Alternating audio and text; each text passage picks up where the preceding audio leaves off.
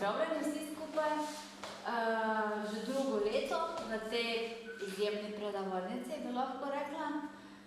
Zelo smo hvaležni Alma Mater, ki nas vsako leto tako lepo sprejme, nam uredijo prostor, pa seveda še kakšne druge logistične težave lahko rešimo. Tako da res iskrena hvala. V začetku bi prosila predsednika Alma Mater, gospoda Ludvika Toplaka, če spregovori par besed. Hvala lepa. Najprej dobrodošli. Tukaj v prostori Alma Mater, vi verjetno malo slišali, malo poznate že, mi delamo to, kar drugi ne delajo. Zato smo začeli z programom fizioterapija in zdravstvena nega. Tam, kjer je bil največji deficit, kjer smo mislili tudi, da lahko največ prispevamo za zdravje ljudi. In posebej moram reči, se zahvaliti tukaj gospe Tadeji, ki nam je od vsega začetka odpirala pot v Avstrijo, našim študentom, da so tudi v Avstriji delali, se učili in dobre izkušnje iz Avstrije prenesli k nam in obratno. Bila je dobra mentorica našim študentom in osnovno sporočilo naše je, za človeka gre in tistim, ki rabite po svojih močeh, smo pač mi tukaj na voljo. Zato več vam bodo povedali ljudje, ki več vejo o teh stvarih z posameznega področja, kot strokovnjaki. Eno je medicina, drugo so druge oblike, bi rekli, sodelovanja in pomoči. Hvala lepa, gospa predsednica, takole, da skrbite za to in če boste kdaj kaj rabili, mi smo tukaj toliko, koliko je seveda v naši moči. Spodaj tudi imamo kot fizioterapevtsko ambulanto, takole predvsem za nevrološke zadeve in smo tukaj, zato smo. Če karkoli profesor naš, dr. Sebastian Kristovič je tukaj in kot psiholog, ker je prav tako, saj vemo, vsaka bolezen ima več plati in je treba vzeti človeka kot celoto. Jaz bi vas lepo pozdravil še enkrat, zaželel lepo dober pogovor in vse lepo. Srečno pa še je. Hvala lepa. Srečno pa še je. Hvala lepa. Hvala lepa.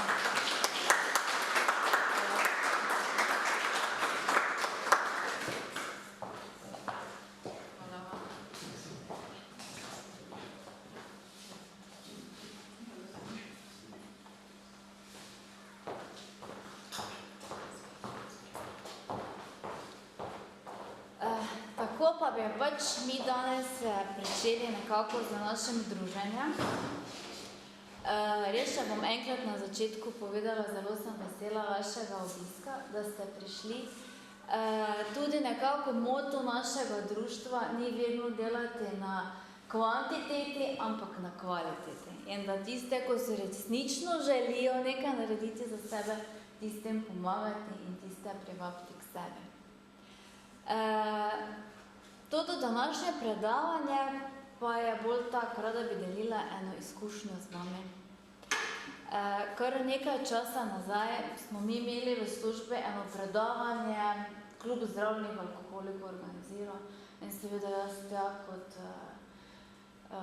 terapeutka v bolnišnici, pa jaz grem, ne pa prijem tja, pa predava tam en gospod, pa poslušam, pa na kakšnem predavanju sem jaz to nič ne govori o alkoholizmu, ne, brez veze, ne, tu nima nobenega smisla, ne.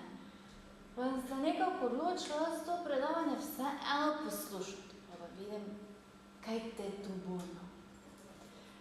In pol sem jaz to predavanje zaznala, da sem jaz to v tem trenutku rabila. Za sebe. Nema veze. Moj poklic, oni, ko so bili odvisni. Ampak predavanje je bilo v smislu. Jaz sem se peljala domov in sem rekla, halo, Renata, to pa ti trebaš deliti še z nekom. Tako da, mimogrede, to predavanje je vodil profesor Kristovič. Predavali ste takrat. Bom rekla, multipla skleroza je bolezen, ka pač je. Pač je. Ampak dajte zdaj v tem predavanju odmisliti multiplo sklerozo. Ampak se zamislite vsaki v sebe. Ne glede na to, ali imate, ali poznate koga, ki jo ima, ampak poglobite se v sebe in se enostavno vprašajte, ali ima trpljenje smisel. Lahko ste v tem trenutku malo egoisti in dajte sebe na prvo mesto. Ker takrat, ko bomo pa v prvem delu nekako sami sebe zaznali in se zagrabili, bo pa Tadeja nam pokazala, kaj še k temu lahko dodamo, da imamo potem eno celoto. Tako kot je rekel profesor Toplak, celostno bomo gledali na sebe. Vse multipla nima nas, pač je nekaj poleg, ne? Mi pa še smo vedno, kak osebe ostali z imenom in priimkom. In bodimo še to naprej. Ne rabimo vedno dati multiple skleroze na prvo mesto.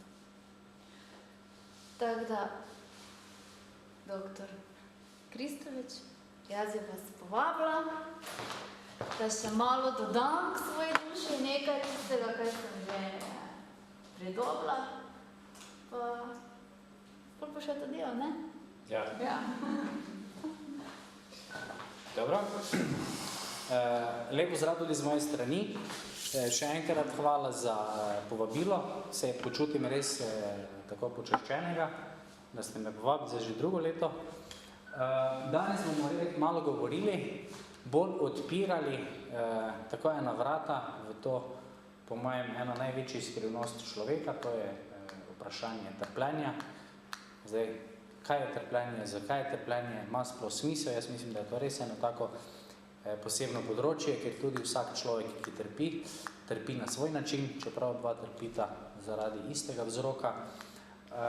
Zdaj, jaz to vrstne izkušnje nimam, zato bom govoril iz vidika logoterapije, kako logoterapija gleda na smisel trpljenja, iz vidika določenih življenjskih zgodb določenih ljudi in tudi iz svoje izkušnje, ko sem v Torinu delal, v bolnišnici na onkološkem oddelku zadnjega stadija, pa sem se tam veliko srečeval z ljudmi, ki so res hudo in resno trpeli. Jaz bi želel, da to mogoče ne bi bilo samo klasično predavanje, da bi jaz govoril, pa podajal neke dokončne odgovore, ampak da bi mogoče skupaj kaj razmišljali o tem, tako da vas že na začetku povabim, da se vključite. Če imate kakršnokoli vprašanje, misel, lahko me prekinete sredi stavka. Jaz vam 30 minut na voljo, to je zelo malo za eno tako temo in bo hitro menilo, tako da kadarkoli. Tako. Včasih se komu zdi to vprašanje smisla ali pa smisel, tako en taki filozofski, neki metafizični pojem, ki ne veš točno zdaj, kaj s tem smislom narediti, ne? Veste, ono pesem od Zmelkova, smisel življenja je ležanje na plaži. Ampak vidimo, da, kot pravi tudi Einstein, ki pravi, da človek ima svoje življenje za nesmiselno, da ni samo nesrečen, ampak je komaj sposoben za življenje. Torej, če tako pogledamo, je smisel res ena temeljna beseda, ker če ne vidiš smisla svojega življenja, če ne veš, zakaj bi se zjutraj vstal, še se vstati ne moreš. Če ne vidiš smisla, zakaj bi nekaj naredil, ne? Zato jaz mislim, da je to vprašanje tudi eno najbolj temeljnih vprašanj sodobnega človeka, še posebej mladostnikov. Ena najhujših stvari je, ko rečejo mladi, meni je dolg čas. Vse je brez veze. Na koncu je tudi življenje, vse skupaj brez veze, vse skupaj nima nobenega smisla. Če bi jaz vam rekel, sezujte se, pa idite tja v ulici peš, bosi pa vride nazaj, bi mi rekli kaj? Nekaj z vami ni, kolega, ne? Ne bi šli? Ne bi šli. Če bi vam pa rekel, tam na konci ulice je en moj kolega, ima 100.000 evrov in če greste sezujete in greste bosi tja in prije do tja, vam da 100.000 evrov. Bi šli takrat, a ne? Jaz mislim, da bi čist vsak šel pri zdravi pameti. Zdaj, zakaj porabiš tisti 100.000 evrov, je drugo. Če imaš preveč denarja, daš Rdeči križ pa Karitasa, pa komu drugemu več ne bo ponudil za kakve zadeve. In zakaj bi šel bos peš? Zato, ker v tem vidiš nek smisel. Torej, in če pogledamo sodobnega človeka, sodobni človek dejansko ima živeti od česa, nima pa več živeti za kaj. Mi imamo, zdaj govorimo, tako razmišljamo v nekem okviru bolezni, pa tako naprej, pa kako bi moralo biti in sedamo. Mi imamo stotine, tisoče, milijone ljudi, ki so zdravi, močni, ampak oči pa prazni. Obrazi je dolgočasen. Tu praznina. Torej, kaj je zdaj s tem smislom? Kakorkoli že, mi gledamo na človeka kot telesno, duševno in duhovno bitje. Fizična bolezen prizadene samo fizično raven. Mi še pa imamo duševno raven in duhovno raven. Kdaj življenje izgubi smisel? Kaj bi rekli? Kdaj življenje izgubi smisel? Ima to kakšno idejo? Ko se sam prepričaš to, ja? Ja? Ko se zgodi kaj hudega? Naprimer? Bolezen, smrt od drage osebe. Še? Ni cilja? Ok, še? Tu mi kaj smo, ne?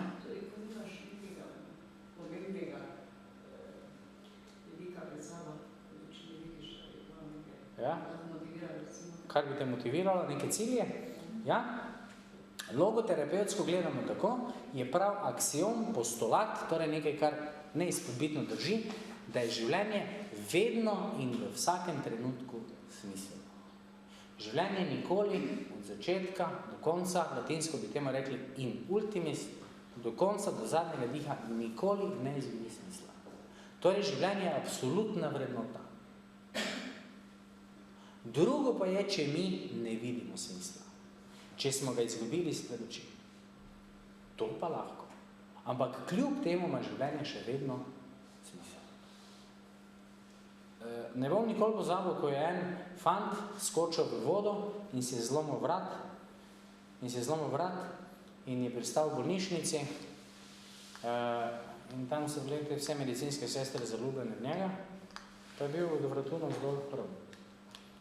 In je pozneje šel študirati logoterapije in vse to, pa je bil nek članek in je ena gospa bila za mizo in je imela mislim, da od moža pištolo in se je hotela ustreliti. In je v časopisu je bil ta članek o njem in ta fant, mladi, je rekel, skok v vodo je zlomil moj vrat, ni pa zlomil mene. In ko je ona to za pištolo v roke že videla, to besedo jo je, se kot da bi se zgodilo, se streslo. Kaj počne? Torej, smisel, absolutno je, življenje ima vedno smisel. Lahko pa pridemo do situacije, kot ste vi povedali, da človek več ne vidi smisla. Zato, ker je nekdo umrl, kakorkoli že. Ena zadeva, ne vem, če sem lani povedal, se mi zdi taka, res zelo dobro pokaže, se je zgodilo, kar mislim, da je najhuje, kar se lahko zgodi človeku, da pokoplje svojega otroka. In je mama izgubila sina in je bila leta in leta v depresiji, zagremljena, tudi ni več skrbela za sebe, se zapustila in vse to, v žalosti, antidepresivi, psihoterapija, vse možno, psihiatri, pa ni šlo. Prvo je dejansko rešil, če tako rečem, en pogovor z enim logoterapeutom. Tudi čudežno slišati, filmska, zakaj je šlo? ker nimamo časa, čisto na kratko. Gospod je rekel, kar vi doživljate v sebi, se meni niti sanja. Jaz niti približno ne vem, kako hudo vam mora biti. In potem pravi, ampak, ko bo tako pogledam, pa ta družina ni samo izgubila sina, bratica, ampak je izgubila tudi mamo. In je rekel, vi še imate 2 otroka. Ta 2 otroka potrebujeta mamo. Moža imate. Ta mož potrebuje ženo. Služba, sosednji, da naprej. In bolj je rekel, veste, vse ta vaš sin, on ni zbrisan, kot da ga ni bilo. Vse lepe stvari, ki ste z njim doživeli, je vse nekje shranjeno. Je iztrgano času, je shranjeno za večno. In če bi tega vašega sina zgoraj vprašali, kaj bi si on želel za svojo mamico, bi kaj on rekel? Da je depresivna in zagrenjena? Ali? Ja. Da je zadovoljna in srečna in živi naprej in ni treba imeti nobene slabe vesti, nobenih ljudi. In ta pogovor, ki ni bil dolg, je njej odprlo oči za smisel njenega življenja. In kaj je bil njen smisel? Otroka in mož in tako naprej. Torej, tisto prebojenje, neko notranje, jaz bi rekel, to duhovno prebojenje, da človek najde duhovne vire moči, zakaj še je vredno in zakaj še je treba živeti in se matrati in truditi. Tudi ni tako zanemarljivo, ko se reče včasih na ljubo drugega. To je dejanje ljubezni. Da se človek pomuči, pomatra zaradi ljubezni do nekoga. A ni res? To so lahko najmanjše stvari, vsakodnevne ali pa večje.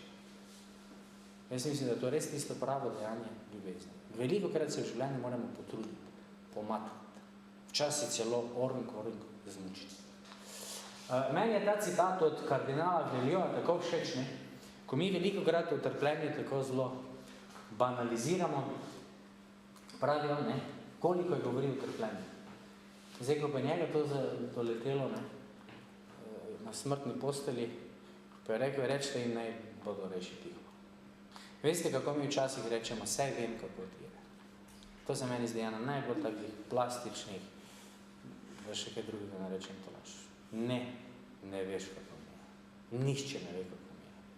Kot smo že prej rekli na začetku. Nihče ne ve. Vsak doživlja trpljenje na svoj način. In jaz mislim, da sta 2 trenutka v življenju, ko človek obmolkne, pa tudi prav je, da obmolkne. Takrat, ko je najlepše, tudi če bi kaj govoril, bi pokvaril, in takrat, ko je najbolj. Tudi takrat je človek tiho, ker so vse besede več. In v življenju tudi treba včasih znati biti tiho. Mi mislimo na skozi kaj govoriti. Skozi nekaj. Ne, včasih treba tudi biti tiho. Pa biti skupaj. Da se čuti. Včasih je to tisto največ. Da si delimo skupni prostor, skupni čas. V logoterapiji Frankl pravi tako, če ima življenje smisel, polno smisel tudi trpljenje. Zakaj? Zato, ker je trpljenje del življenja. In to je res.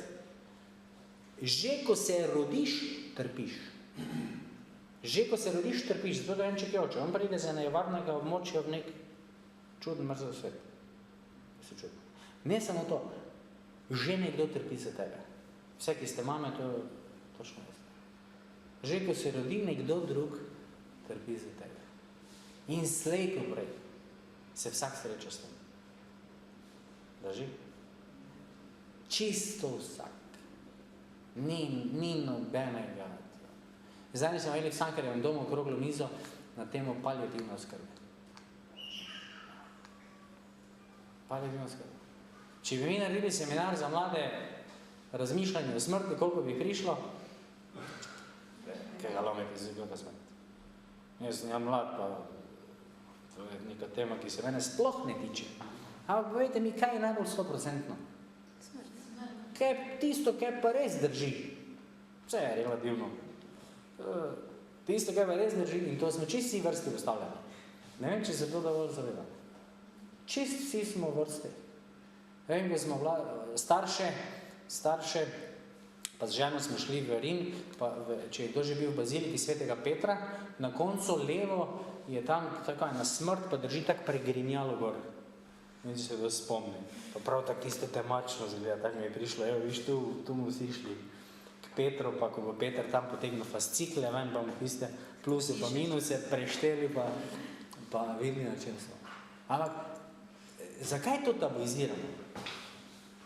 Danes je, vse veste, so vrednote lepota, moč, zdravje, koristnost, neka minljivost, smrt, to ne vem točno, kaj bi to naredili.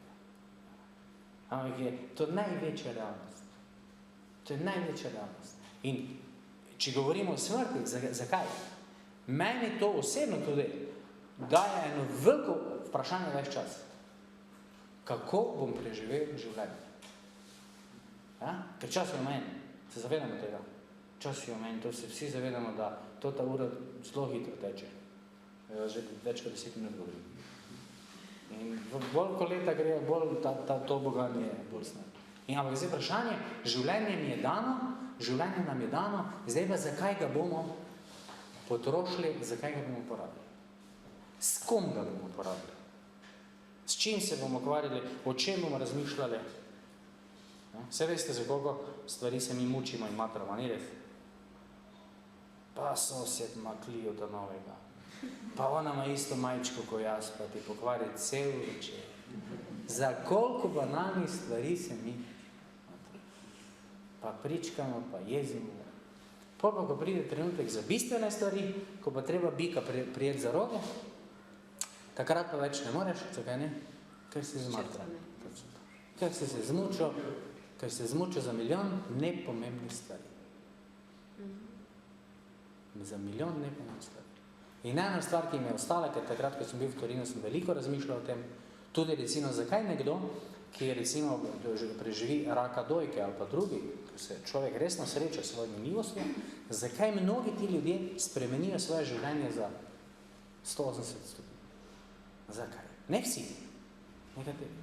Tudi imajo, ko je rak, se točno ve, da tisti, ki se vključijo v kakšne skupine, je recidiv dosti manjši. Tisti, ki se vključijo. Ampak mi smo samohodci. Brez vključevanja. Jaz sam bom rešil, jaz. Mi skozi hočemo biti heroji. Ne. Mi smo bike, ki ravno drug drugega. Danes se jaz pri tebi zjočem na rameno, jutri pa si ti v mojem objemu, pa skupaj hodimo. In zato smo na svetu, da drug drugega podpiramo, pa skupaj hodimo. Zakaj ljudje spremenijo življenje? Zato, po mojem, ker te tudi trpljenje, če govorimo o trpljenju, jaz mislim, da te trpljenje prečisti, duhovno, duševno te prečisti, da dobiš en nov pogled v to, kaj je v življenju bistveno in kaj ni bistveno. Pa bomo pokazali super citat, mi je tako všeč. In to se mi zdi, da je res največja modrost življenja, da znaš ločiti, kaj je v življenju bistveno in kaj ni bistveno. Kaj šteje in kaj ne šteje. Samo to.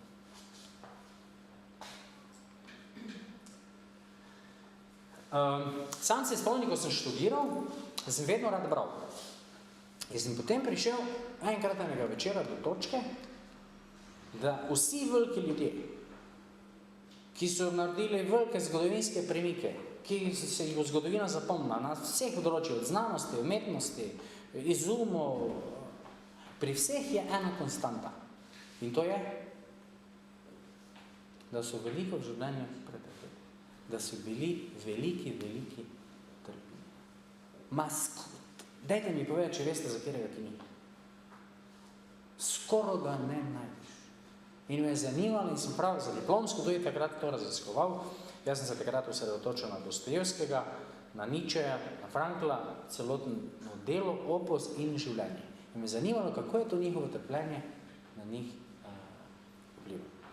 In praktično vsi največji ljudje v zgodovini človeštva so ogromno pretrpeli. Tu sem dal samo 3. Ne vem, poznate kaj Dostojevskega? Upam, da niste mogli v srednji šoli brati Zločina in kazni. Točno to. Ker to je neumnost. Točno to smo brali gimnaziji. To je neumnost, zato ker v srednji šoli ti nisi pri pameti, da boš to razumel, kaj ti on hoče povedati. Te pa se ti gor postavi. Sve nismo. Ja, se ne vem, Štekali. tu in tam kjer. Dostojevski, da vam čisto nakratko povem, ker se mi zdi zelo zanimivo. Pri 16 letih mu je umrla mama za jetiko. Pri 18 letih so mu ubili očeta.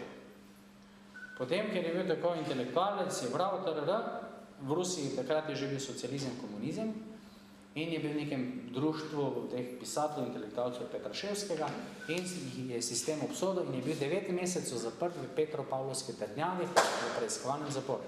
To veste, da ni bila preprosta zadeva. Niso imeli televizije. V 19. stoletju. Kruti ruski režim. Po 9 mesecih je bil obsojen na smrt.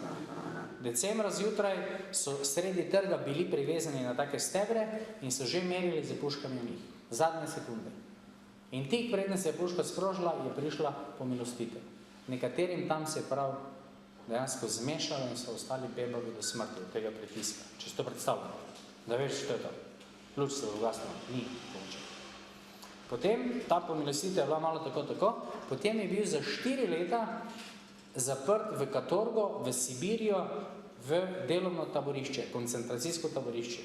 Hitler se tam učil, kako se stvarem streže. Temperature so padle do -40 stopinj. Na nogah je imel 15 kilogramske te verige z utežmi. Z tem najhujšimi razbojniki, posiljevalci in vse tam pa nedožno tam.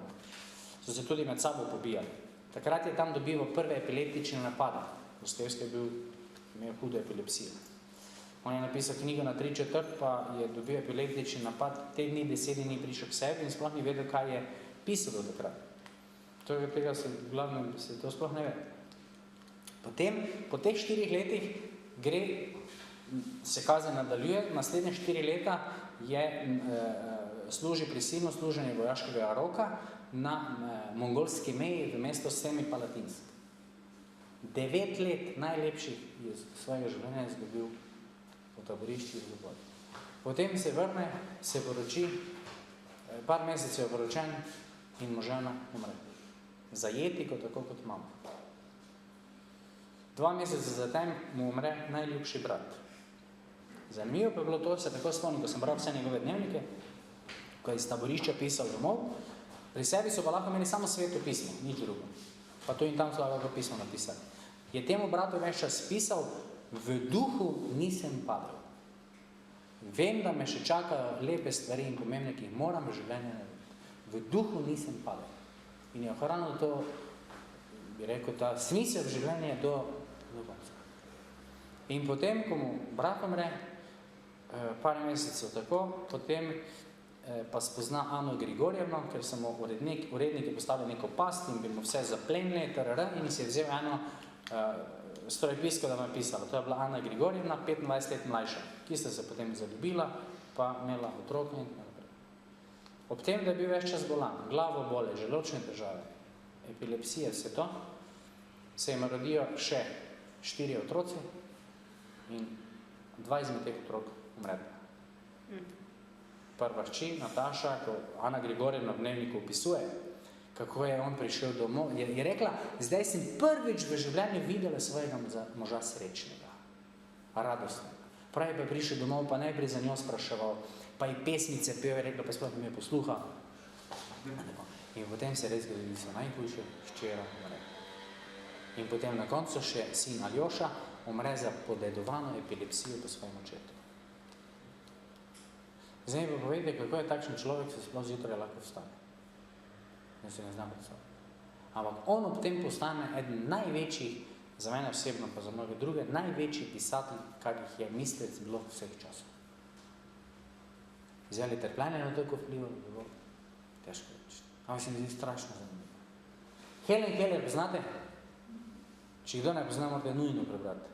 Moja pot ali moja zgodba. Helen Keller. Poznate to?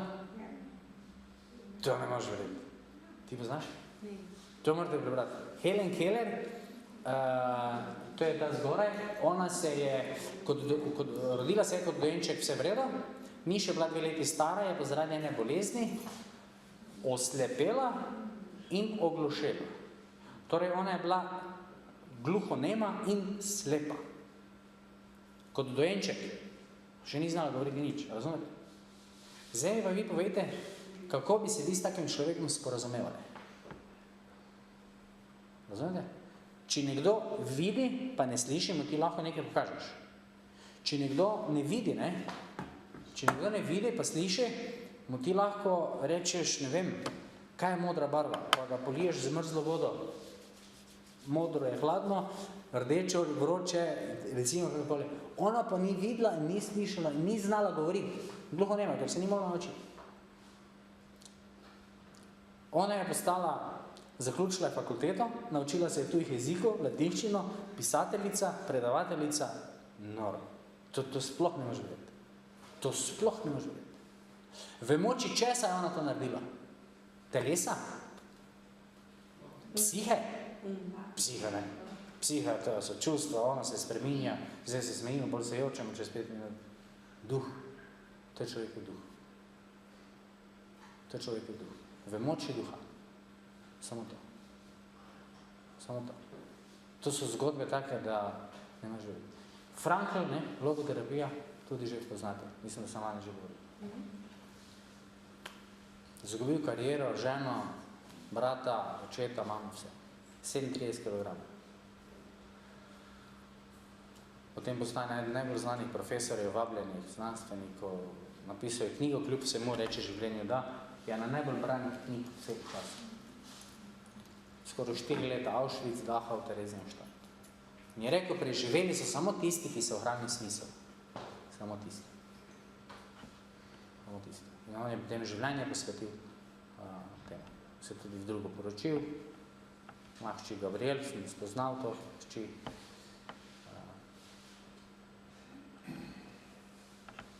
To je njegova vtetovirana. Veste, ko so jim vtetovirali, ne? Kaj smisel sploh je? Zdaj, ko že toliko govorimo o smislu. Da ni ono ležanje na plaži.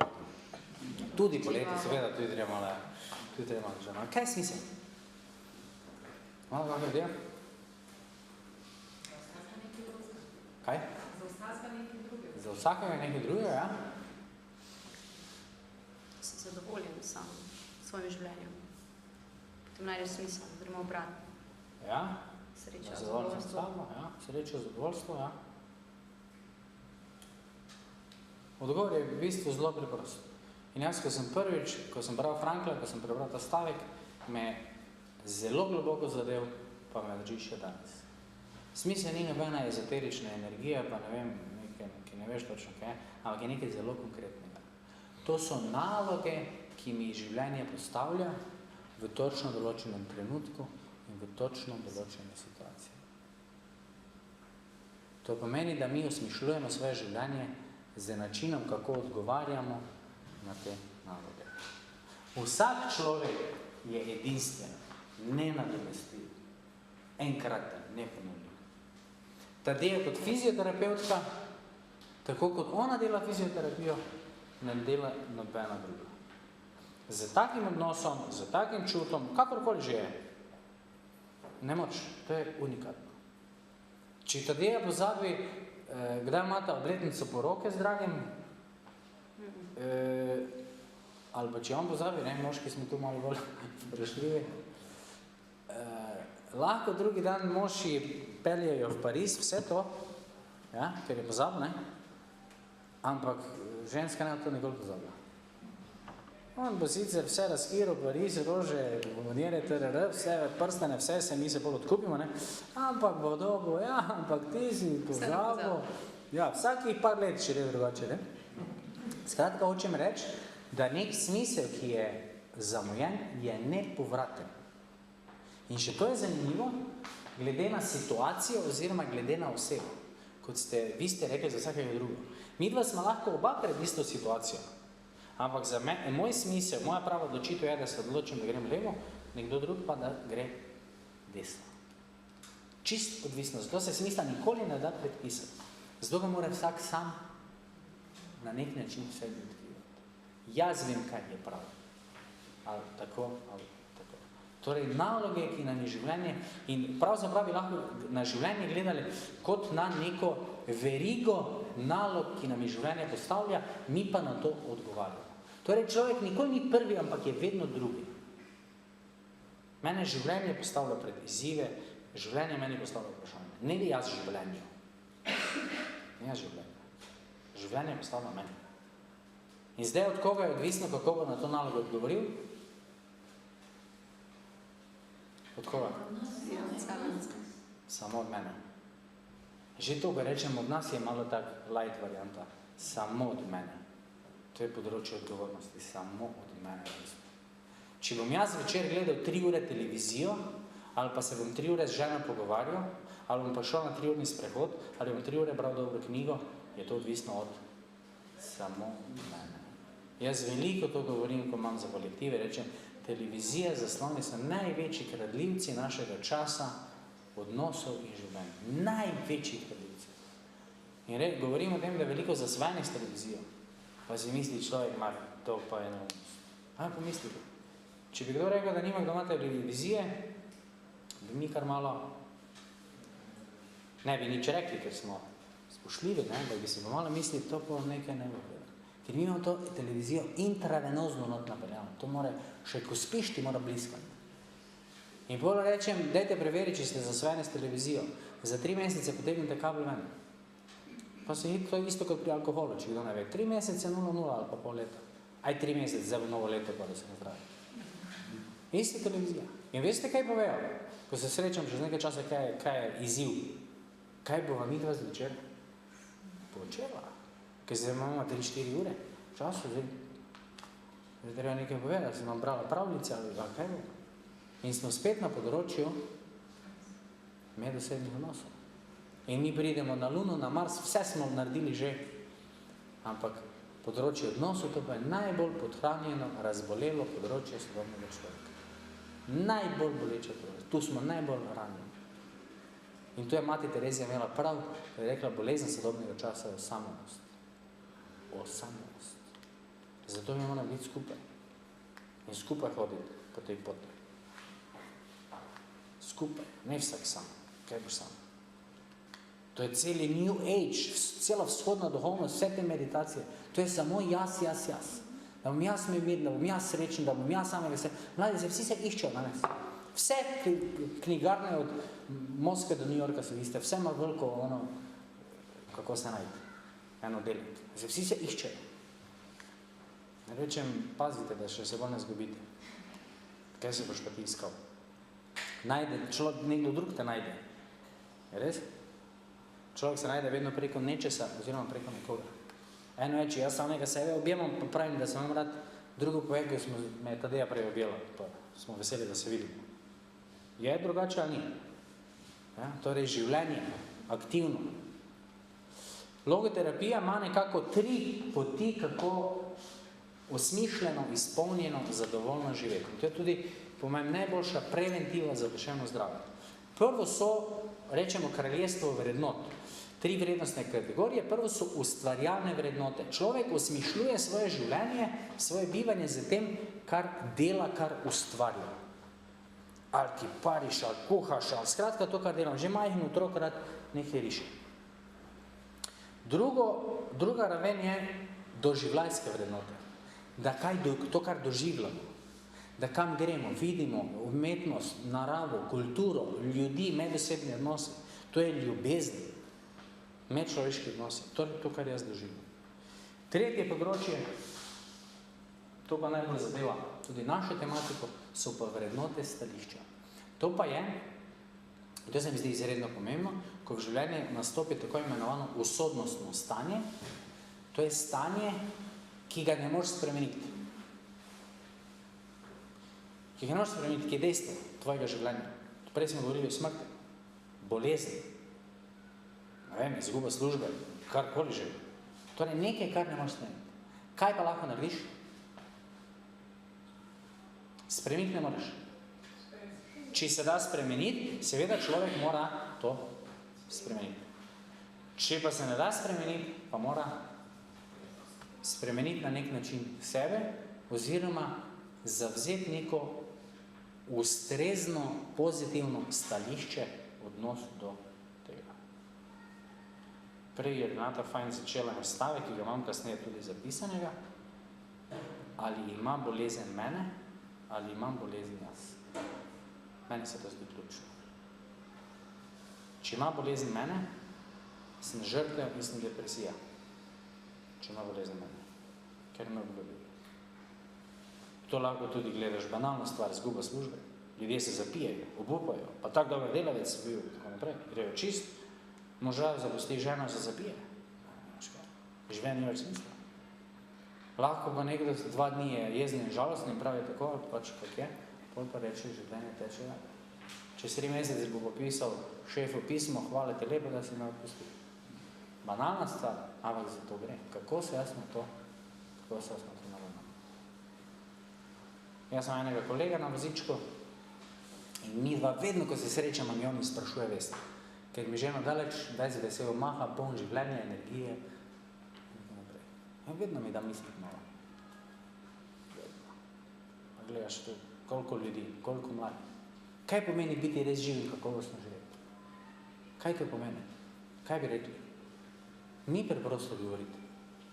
Vam povem, ni preprosto govoriti. Ste gledali ta film? Življenje je lepo, Lavita je bela. Se mi zdi en tako najlepši film. Ja, samo za enkrat gledati. Samo za enkrat? Ja, se je žalostno. Ne gre za to, kaj pričakujemo od življenja, ker postanem spet žrtev. Ker se začnem spraševati, zakaj se je meni to zgodilo. Jaz temu pravim, to je hudičevo vprašanje. To je hudičevo vprašanje. Zakaj? Zato, ker odgovora na to ni. Zakaj ravno jaz? Ni odgovora. Zakaj nekdo 30 let pije, pa skozi kolovrati po cesti, pa se mu ne zgodi, potem imate enega otroka, pa ga en pijanc povozi. Ne morete se vprašati, zakaj ravno moj otrok. To je hudičevo vprašanje. Ni odgovora. Bomo rekli skrivnost življenja. Meni tudi ni to nasede, ko mi kdo reče, pol je že bila taka Božja volja. Jaz sem rekel, hvala lepa za tega Boga, ki je to Božja volja. A ni res? Jaz mislim, da tudi Bog takrat trpi. Da to sigurno ne more biti Božja volja. Tudi Bog takrat trpi, ko se to zgodi. Je pa res, da pa ima človek svobodno voljo, da lahko pol dejansko počne, ravna, kakorkoli hoče. Zakaj? Jaz to mislim, da je res skrivnost življenja. Ana Grigorjevna je žena od Dostojevskega in pravi, pač za njega, je rekla, da ne more verjeti, kako je kljub trpljenju ostal tako plemenita, topla, ljubeča osebnost. To je to, kar smo prej govorili. Randy Pausch. Je kdo bral to knjigo, zadnje predavanje? The Last Lecture. A ja? Ja. Ja. On je bil mlad računalničar, tam nekaj 41 star, nekaj takega, fit športnik, profesor, tam v tej Adobe je bil zaposlen, vse to, in so ga povabili, da bi imel predavanje z naslovom Zadnje predavanje. To ponovadi prosijo kakšne ugledne akademike, ljudi v penziji, tako, in jih povabijo, rečejo, zdaj pa vi nam predavajte 1 uro, 2 ure, ali kakšnem študentom, pa dajte si predstavljati, da boste čez 2 meseca umrli. Kaj bi želeli povedati, ne? Veste, mi veliko govorimo preveč, ne? Ampak kaj pa bistveno? Kaj želiš? Kaj bi želel povedati? Njemu se nažalost ni trebalo predvarjati, zato ker je dejansko umiral, raka na trebušni slino, ki je metastaze povsod. In jaz sem to knjigo dobil od moje mame. In jaz vedno iz spoštovanja, kdo mi kar podari knjigo, jo preberem, če mi je ali mi ni, pa sem mislil sploh ne brati, ker sem mislil to neka morbidna tema, zdaj oni umirajo, to vse veste, ne, kaj začeš to brati. Ampak sem se eno prebral in knjiga ravno obratno ne govori o smrti, ampak govori o življenju. In on je to predavanje imel in je to predavanje posneto na YouTube, lahko pogledate, in nam na začetku predavanja celo sklet se dela. To, kar vidite, je pa začetek knjige. In mene je presunilo ta druga polovica prvega odstavka. Pove, sem oče 3 majhnih otrok, poročen žensko v svojih sanjah. In pravi, vse razloge imam, da grem v depresijo, samo pomilovanje, žalost, čisto jih je sigurno tudi imel.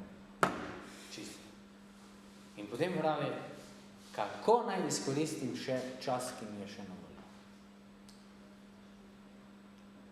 Kako naj izkoristim čas, ki mi je še na voljo. In jaz mislim, da je to eno najbolj aktualnih vprašanj, kar jih je. Kako? Za čisto takega. Ali je zdrav, ali bolan, ali kakorkoli. Zato, ker nišče ne ve. Ve kdo, kako, kaj je 100 uro, čist nišče. Ali star 3 leta, ali 18, ali 20, ali si zdrav, pa si sploh ne veš, če si zdrav, kaj pa veš, kaj bo. Ampak ključno vprašanje je res to, zakaj bom porabil svoj čas, zakaj porabim svoj čas, svojo energijo, pamet, karkoli. Kaj bom iz svojega življenja naredil? Kako naj izkoristim še ta čas? A zato gledam v televizijo, pa možgane spreminjam v jogurt. Tudi treba gledati televizijo, jaz tudi rad pogledam, kak je dober film, ampak razumete? Eno pa je, ko gre za filanje časa. Pa vsi zaslonijo vse to.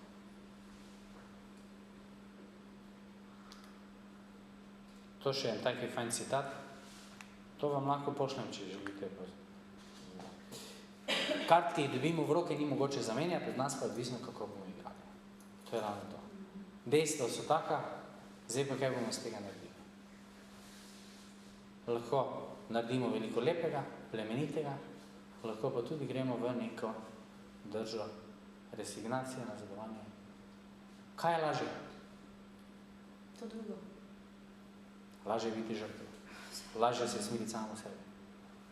100%. Biti doma, ne iti, se zapreti sebe. 100%. Meni je to všeč, kot Tadeja skozi to, da je gor, skozi sprašuje vest. Ne da mira. Skozi ono vaje, ono in tako naprej. Pa Renata pa to, kar delate. Vse čestitke. Treba se boriti, iti naprej. Migati. Lažje je vedno biti doma. Vedno je lažje ne narediti nič. In kazati s prstom. Kdo, kaj, zakaj, kaj bi mi življenje moglo dati, pa mi ni dalo, pa zakaj mi ni dalo, pa ni, bolj si tako, to je tako spirala. Vedno globlje. Absolutno je res z vsem spoštovanjem do trpljenja, do tistega, ki trpi, ko pravi Tolstoj, da je res najtežja stvar v življenju, ki ga ljubiti v njegovem trpljenju. Življenje je ljubiti v trpljenju. Ko je lepo, ko je piknik, je vsak lahko nasmejan. Ko pa trpljenje pride, pa mislim, da je to res največji izziv. Ja, tu je. Imam bolezni jaz ali imam bolezni mene? Kdo ima koga? No, ta citat je meni bilo všeč. In to je po mojem odgovor, zakaj so ti veliki ljudje vsi bili veliki trpili. Ne pravi, angel pride, človek do človeka, pa ga misli vzeti sabo, človek trpi, vse to, pa pol angel vidi, da še ni pravi čas in odide, ampak mu pusti neke dodatne oči. In dejansko, če vi poslušate ljudi ali berete ljudi, ki so v življenju nekaj dali skozi, ki so nekaj odtrpeli, ima to eno povsem drugo težo. Kot nekaj, kar nastane v topli pisarni. Ali pa so. Ima čist drugo težo. Tudi svetnike, če vse pogledate, vsi so bili trpili. Ma, čisto vsi. Jaz ne vem niti za njega. To je dosti vzno. Čisto. Tako da zgleda, da je trpljenje res neločljiv del življenja. To je pa konec knjige od Frankla. Ja, na koncu pa pridemo vedno do ljubezni. Ne moš mimo.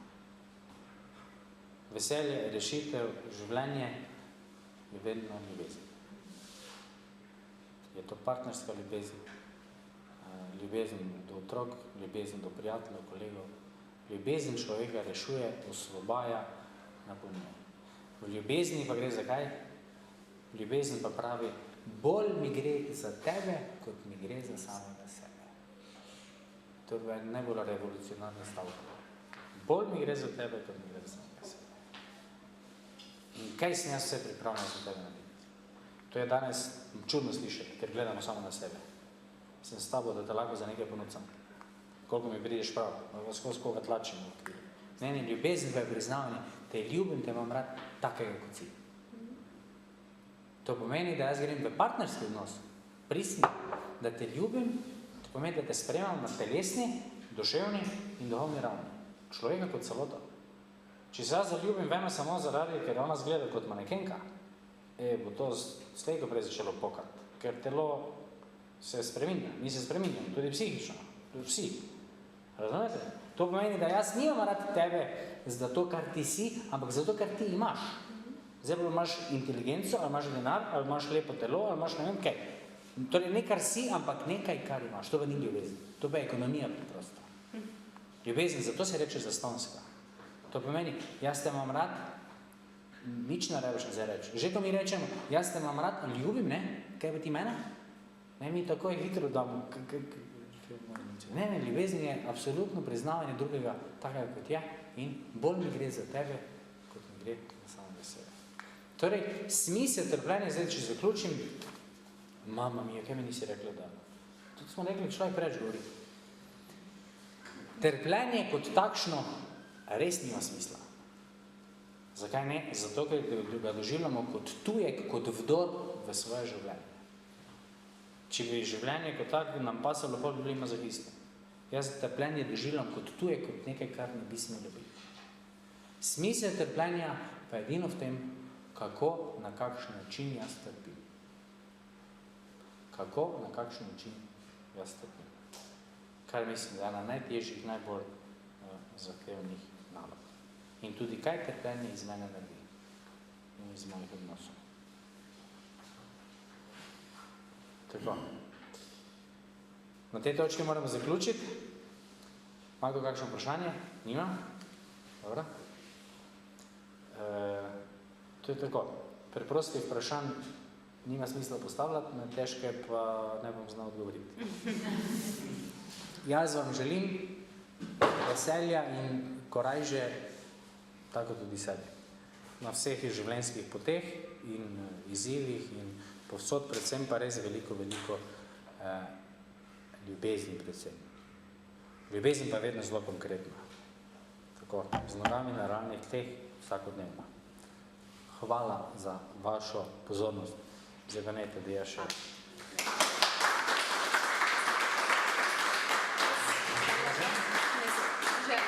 Lahko sem prepusti. Jaz nimam slajdov pripravljenih. Pripravili smo par teh skibank z Renato, ampak to boste potem kasneje vzeli, če še niste. Jaz bi dr. Kristoviča še kar poslušala ure in ure, ker, tako je rekla Renato, mislim, da vsi mi, ki smo tukaj, rabimo to. Da hvala še enkrat. In dr. Kristovič je omenjal 3 pomembne besede, pojme. Smisel, cilj in motivacija. Sem prepričana, da skoraj vsi mi, ki smo tukaj v prostoru in vsi tisti, ki so tam zunaj, dostikrat ne najdejo smisla, si ne zastavijo cilja in s tem ne najdejo motivacije, da bi nekaj v življenju spremenili. Predvsem se to nanaša na gibanje, na telovadbo, na neke treninge, na nekaj, kar mogoče še posebej nam, ki imamo že to obolenje, sploh ni enostavno, a je zelo ključno, zelo, zelo pomembno. In da bi trenirali naše telo, naše mišice, moramo velikokrat najprej trenirati tudi svoj v smislu, da si dopovemo, zakaj je to dobro za nas, da je to nekaj, kar resnično moramo vložiti čas. Vsi tisti, ki pravimo, da nisem imel časa, da bi šel na jogo ali na pilates, ali da bi se doma vlegel in naredil nekaj vaj, vsi tisti lažemo. To ni res, da se ne najde pol ure ali 1 uro časa zase. Še posebej, ko imaš obolenje, kot je multipla, ko še enkrat poudarim, gibanje ključno. Najprej povem en primer. Usain Bolt, ki poznate, svetovni rekorder na 100 in 200 metrov. Da je on dosegel ta rekord, da je on utekel 9,58, nekaj takega sekund na 100 metrov, je on treniral leta in leta, cele dneve, noči, dejansko vse, kar je delal, je vlagal energijo, da je lahko dosegel ta rezultat. Zjutraj, ko se je zbudil, je vedel, kako si je zastavil cilj, kako bo njegov dan izgledal. Vedel je, kdaj bo meditiral, vedel je, kdaj bo imel trening za zdržljivost, kdaj za hitrost, kdaj za moč, vedel je, kaj sme jesti, kaj ne sme jesti, samo da bo dosegel svoj cilj. In tudi mi si moramo zastaviti bi si morali zastaviti te cilje, te ključne točke, kaj bom počel, zakaj bom to počel, kako bo to izgledalo, kje se bo to odvijalo in tako dalje in tako naprej. Ker, tako kot je v naslovu, naše mišice imajo spomin. Narejena je bila, na primer, ena študija skupine športnikov, ki so jih povabili na 6-tedenski trening. Govorim zdaj o zdravih ljudih, ampak vseeno. Na začetku in na koncu tega 6-tedenskega treninga so jim izmerili moč in obseg mišic. Na to so imeli 6-tedensko pavzo. Ko so se po 6 tednih vrnili, so jim zopet izmerili moč in obseg mišic. Ta je seveda padla, skoraj na takšno raven, kot je bila pred tistim prvim treningom. Na to so zopet 6 tednov trenirali in so jim spet izmerili moč mišic in obseg mišic. Tokrat je vse skupaj in moč in obseg zraslo za 100% več kot v prvi seriji treningov. Torej, čeprav je izgledalo, da so oni začeli na ničli točki, so vseeno enkrat hitreje pridobili tisto mišično moč nazaj. Oziroma so jo podvojili, če me zastopite. Upam, da sem dovolj jasno razložila, če ne me samo vprašajte. In tako so tudi naše mišice, tudi tako funkcionira tudi naše telo. Zelo hitro si zapomni nekaj, ampak zelo hitro tudi pozabi nekaj. In točno to se je zgodilo meni. Jaz sem trenirala dejansko res vsak dan po vsaj 2 uri. Mogoče kako nedeljo sem izpustila, ker je vredo tudi, da imamo fazo regeneracije, torej počitka. In ker smo imeli službeni, ker smo se selili in ker je bilo pač malo več stresa in tako dalje, sem jaz rekla, nisem imela časa, doma si ga nisem vzela. In sem rekla, nič, bom pa jaz zdaj, mogoče bi pa bilo dobro, da dobim voziček, da bom hitrejša in da bo vse skupaj lažje. Ne? Predtem so normalno hodila ali s pomočjo hodulje. In moje telo je pozabilo, kaj je bilo narejeno v tistem letu ali 2, ko sem res vsak dan trenirala. Do takrat naprej sem v vozičku. Res, da je verjetno bolezen vzela tudi svojo pot, šla svojo pot, ampak sigurno je tudi to nekaj doprineslo k temu, da je moje fizično stanje zdaj slabše, kot je bilo takrat, ko sem res pridno trenirala. Zdaj sem zopet pridna, zopet treniram in delam predvsem vaje za moč. Jaz sem si vzela 2 tedna dopusta in sem vsak dan hodila na treninge, ki so bili vsaj 2 uri so trajali, pa 2 uri pa pol, 3 tudi, kakor pač. Prvi dan treninga sem hodila na tisti tekaški stezi, pač držim se močno in hodim. Pač hodim. Prvi dan sem hodila nekje 6 minut. 7. dan sem hodila že 20 minut. Kar je neverjetna razlika, kar je neverjeten rezultat. Poleg tega, da je bilo to zame neverjetna motivacija za naprej. Pa še to, da ker sem se gibala, ker je pač se izboljšala prekrvavitev, ker so mišice spet delale, vse tisto, kar se načeloma ne delajo, so se bolečine neverjetno zmanjšale. Lahko rečem, da jih skoraj ni v tem času, ko treniram. Torej, mišice niso bile več tako spastične, niso bile več tako boleče. In počutila sem se tako, po eni strani lahkotno, a po drugi strani tako zelo močno, tako zmagoslavno, da sem rekla, če boš daj še kadarkoli našla izgovor, da ne treniraš, potem s tabo nekaj ni v redu. Potem dejansko s tabo nekaj ni v redu. Čas imaš, voljo imaš, cilj imaš, sestavljen, smisel vadbe poznaš, ne samo zato, ker si fizioterapeutka, ampak ker tudi sama kot bolnica z multiplo sklerozo čutim, kaj se z mano dogaja, ko treniram. Torej imam vse, imam smisel, imam cilj, imam motivacijo, čas, čisto vsi pogoji so izpolnjeni. Vem, kaj treba početi, torej mi ne preostane res nič drugega, kot da treniram. In to polagam vsem vam na srce. Gibanje. Vem, veliko nas potem povejo, joj, pa če nič več ne zmorem, pa sem jedem. Tudi ti si to povedala, tudi jaz to povem. Včasih sem bila državni prvak, sem bila v atletiki, bila sem inštruktor plesa in aerobike. To, kar zmorem zdaj, je absolutno nič v primerjavi s tistim, kar sem takrat zmogla. Ampak potem, ko obrnem celotno situacijo, si pogledaj, da imaš multiplo sklerozo, ne moreš hoditi, vse te boli, pa zmoreš še kljub temu tako zelo veliko, bravo, Tadeja, neverjetno si. Res neverjetno, bravo, samo sebi čestitam, si mislim, gledaj, če sem danes zmogla toliko, bom jutri še več, vsak dan več, kaj pa če ima enkrat normalno spet lahko hodila, ne vem, mogoče ne normalno, pa z nekim pripomočkom. Ker če je moj smisel, moj cilj točno tu, gibanje, početi tisto, kar sem nekoč najbolj rada počela, zdaj vmes moram priznati, da je točno to, kar sem nekoč najbolj rada počela, mi postala največja muka. Prav iz tega razloga, ker sem si vedno rekla, se pa nič ne zmorem. Ampak ko zmorem vsak dan malo več, pa vsak dan, pa mogoče spet kak dan malo manj, ker pač ta ni enak dnev, ampak načeloma se moja moč izboljšuje, počutim se kot na zmagoslavnih stopničkah. In da se.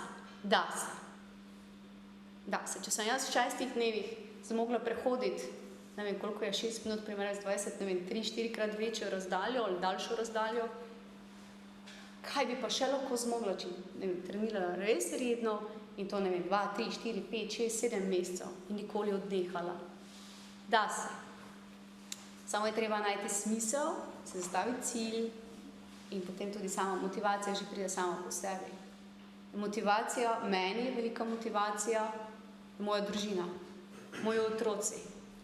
Prejšnjič sem vstala in sem stoji gledala televizijo, risanko pred spanjem, ker to pač ritual pri nas, drugače gledamo malo televizije, ker ni časa. In sem stala, pred vozičkom sem stala in pride hčerka, 7 let je stara, rekla, mama, joj, kako si lepa. Ja, kaj je pa Tadeja še rabila več slišati, kot to, da je lepa, ne? Kako si lepa, ko stojiš? Jaz sem stala, noge so se začele tresti, sem stala, samo da moji hčerki lepa, ker sem se potem tudi jaz počutila lepo. Zmagoslavni občutek je bil. Ona je rekla to, kar je začutila, mene je pa dvignilo v višave.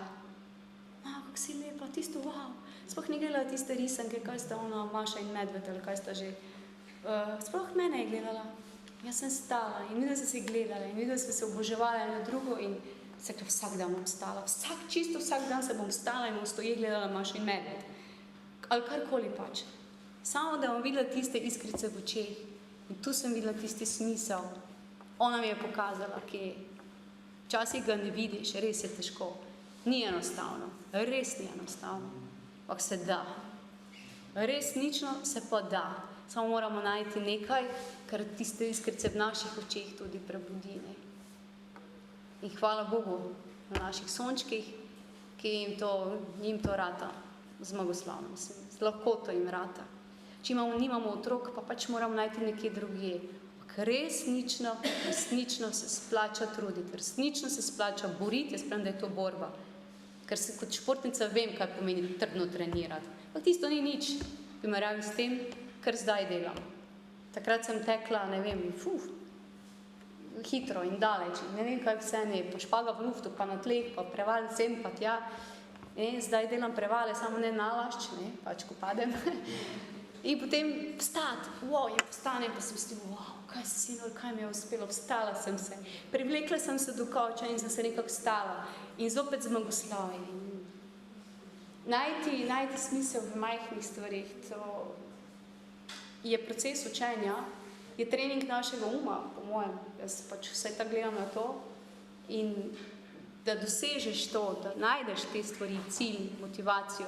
Jaz recimo uberem to pot, da se ponavljam stvari, da jaz zmogla boš, rada treniraš, premašati, ne vem, manj bolečin, oziroma ni takih bolečin, močnejša si, lažje se staneš, lažje greš na WC sama, ne vem, in si ponavljam te stvari.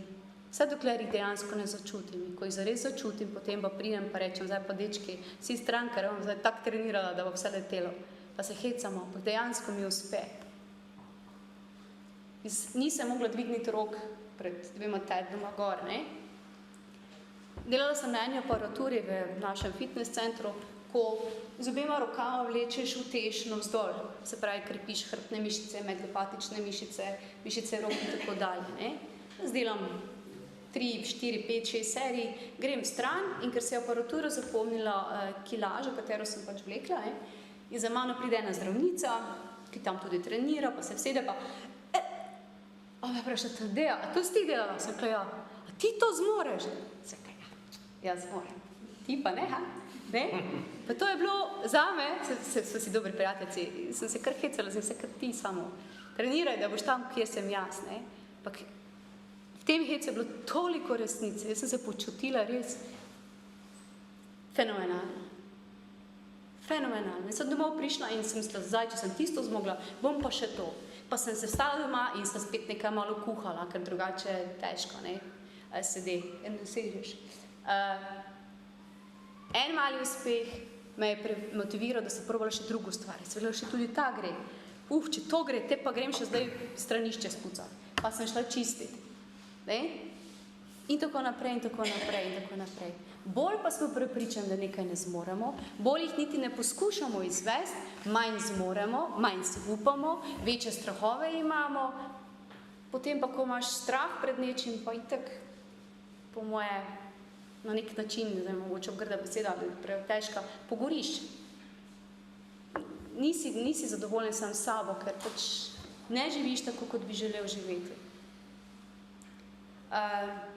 Tako da ja, res zdrave ali manj zdrave, trenirati, poskusiti najti voljo, se zastaviti cilj, ne vem, danes bom pa naredil 10 počepov, čez čas jih bo 12, potem bo že 15, jaz sem jih letos na začetku leta, ko sem šla na rehabilitacijo, naredila prvi dan 20, 4. teden pa 250 šusov. Da se.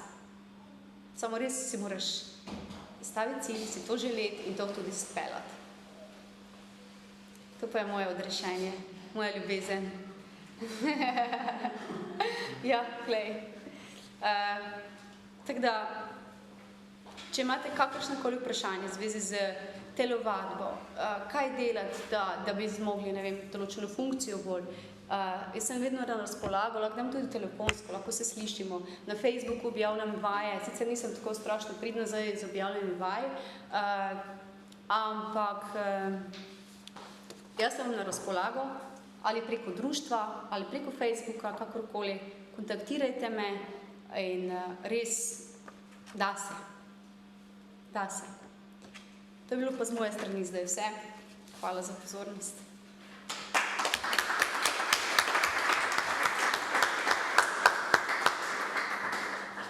No, da ne bomo imeli izgovorov, jaz sem že prva med te vrste, ko najdem zato, da ne bom telovadila od 1 do 1000 izgovorov v trenutku.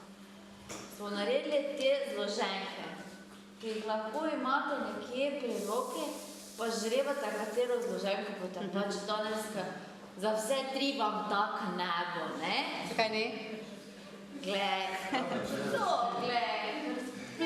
se malo zlažem, bolj pa eno naredim v šusu, pa vzamem že drugo, ne? Dajte, vzemite si jih domov, tudi tisti, ko nimate MS-a, ne?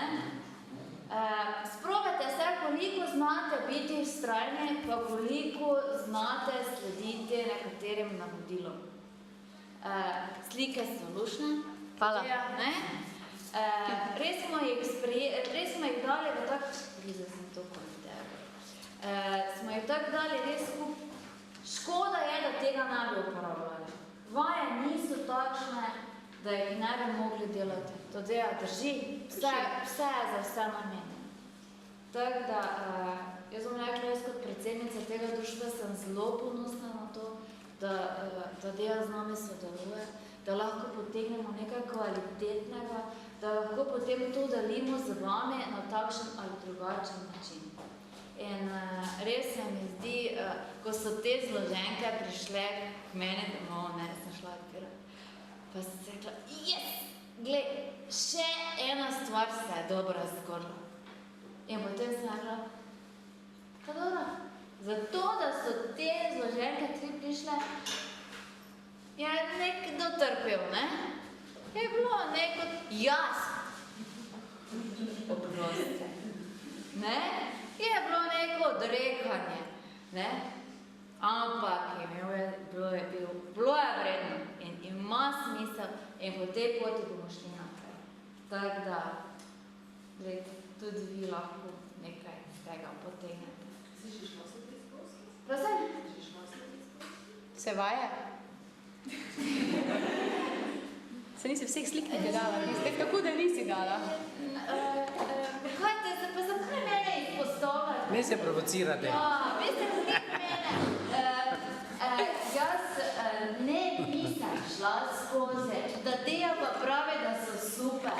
In jaz ti verjamem in to delim naprej.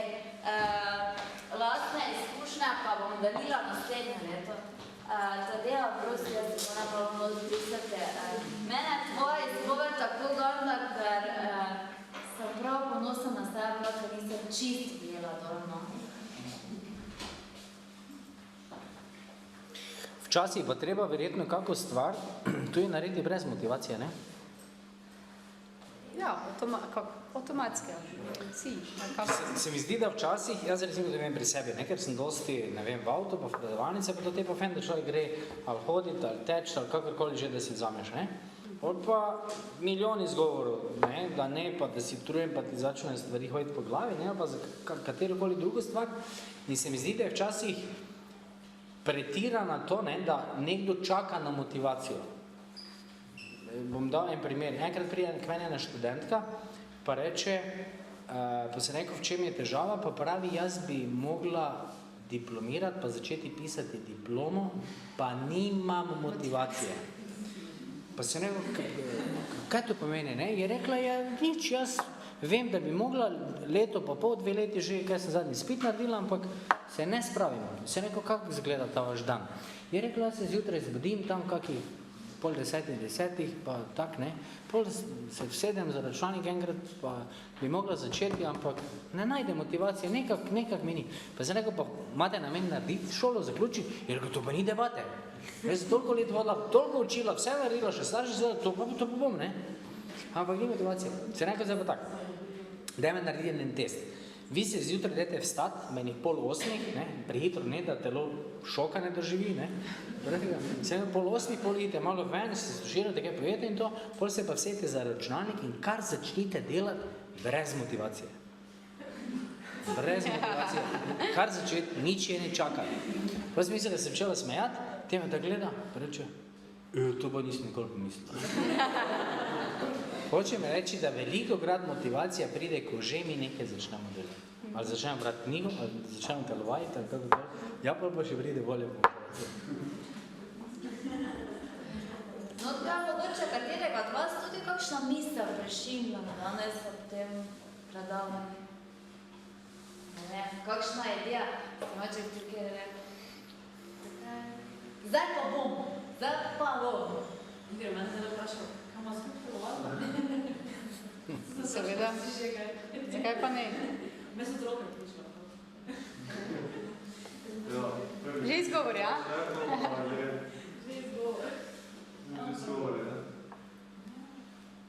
Iz vsake situacije, ki je kritična, pač ko ima eno zaslavo, pač ne boga čim bolj dobro naprej. Čim bolj pozitivno, neomogledno se mi razumela. Včasih Igor rečem, in kaj zdaj lahko narediš? Nekaj najboljšega z tega, on potem ne pojmo dalje. Sicer to pa nas traja dan, 2, ne, da se to vse resetira in da je dalje, ne. Ker itak moški počasneje vlemajo, kaj bi ženske hote, da malo prej, ne, pa dobro. Gre pa. Ja, vse pri nas je bilo prejšnjo soboto isto. Ko sem jaz Jok, jaz bi tako rada hišo čistila. Jaz bi tako rada čistila hišo, ne. Ne vem, to se komu zdaj zdi smešno, ampak jaz bi res rada čistila, ne. Pa Jok pa pravi mož, pa ne moreš, tak je. In? Bom jaz. Kaj zdaj, ne moreš, kaj zdaj, pač tak je. Sem jaz bi rada, ja, vem, da bi rada, sem ne moreš. Konec. Pa hladem duš, pa je vredi. Ja, dobro, te pa nič, pa te se zjokam, pa grem ven, pa najdem nekaj drugo, pač kar pa lahko ne. Ja, to je tista lepa slikica nastala, ko je bila na Facebooku. Ko je čisto okno? Ja. Ja. Jaz sem bila čisto nasmejana, to je ti goj, ne? Ja. Z drobnimi stvarmi, kaj češ za lepa? Ne moreš spremeniti. Nekaj dobrega, oni potegli izgleda. Ne moreš drugače. Jaz njemu dosti krat pravim, ja pa ne morem tega, pa ne morem onega, moramo vsi drugi namest tebe. Lej, da pa ti nam trošiš perilo, ko ga jaz ne rabim, ker sediš na sedežu, ker druga ne moreš, to je meni 10 minut cajta vzelo, ki ga pokam za nekaj drugega. Hvala Bogu. In že pol leta ne zlagam perila. Če našega otroka vprašaš, kdo kuha, a ta mama ne zna. Ne bi zdravniki razlagali, da pri nas a ta kuha, a ta pospravlja, pač zlaga perilo, a ta šiva. Ne, bo povedal, mama razumne kosi, mama dela to, mama dela, no, pač... Malo smo se izmenili. Se ne boš nič. Živi s tem, kvalitetno, to, kar imaš, kar ti življenje ponude, res je, da se spomni palca. Tako je. Ni dobro preveč. Čeprav je spet ono, ne, mi pamet smimo, ne moreš. Jaz mu dosti krat rečem, ne vem, kak ti je, ampak jaz ti povem, da drugače ne bomo mogli sfurati, tak, da gremo naprej. Hvala, ne moreš. Vse se bo to ni rešitev. Kaj je naprej? Ker res je, da to obdobje padne ne izvan, 100 let na pol leta. Padne, kaj pa ne? Tak je. Take so izkušnje.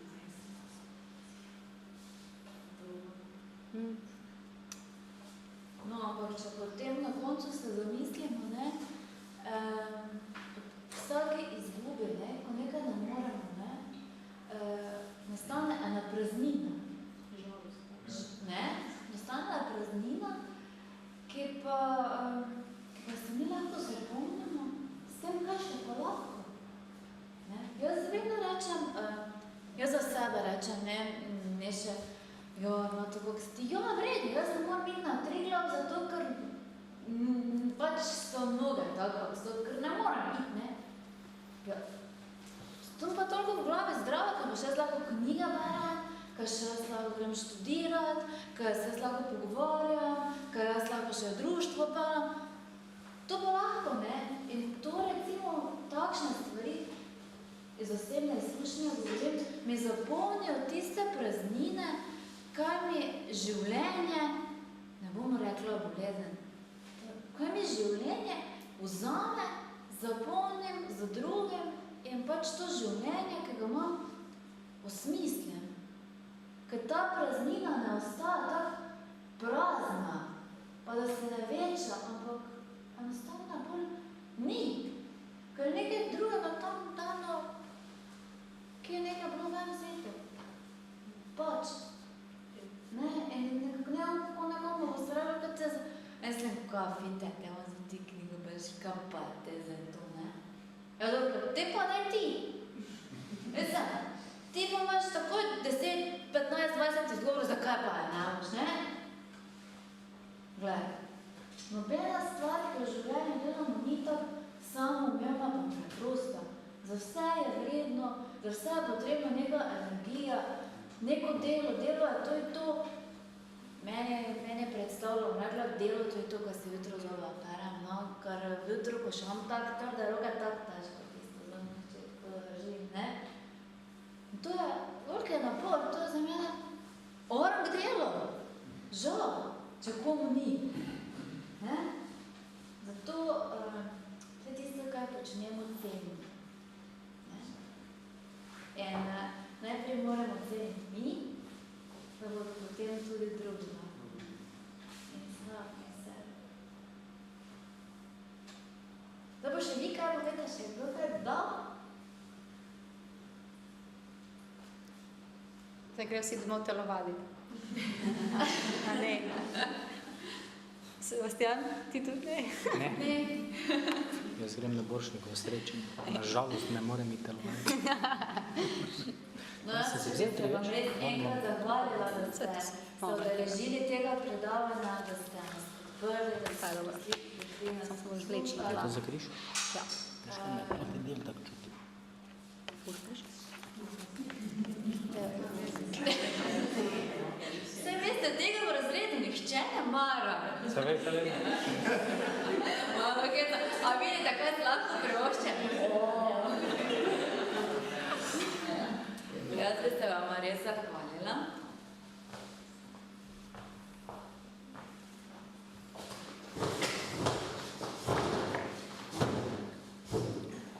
Tadeja, najlepša hvala. Z veseljem. Stokrat hvala, ostani takšna tudi, ne?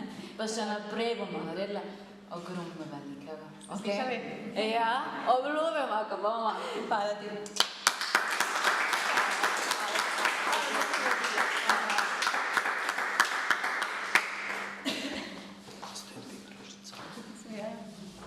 Najlepša hvala, da ste se odzvali povabilu.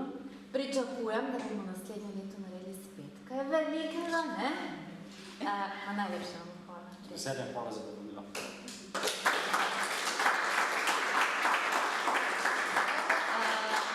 Sedaj po predavanju sem še jaz Tadejo prosila, da bi naredili par posnetkov za MS Reporterja, ki ga lahko gledate na YouTubeu.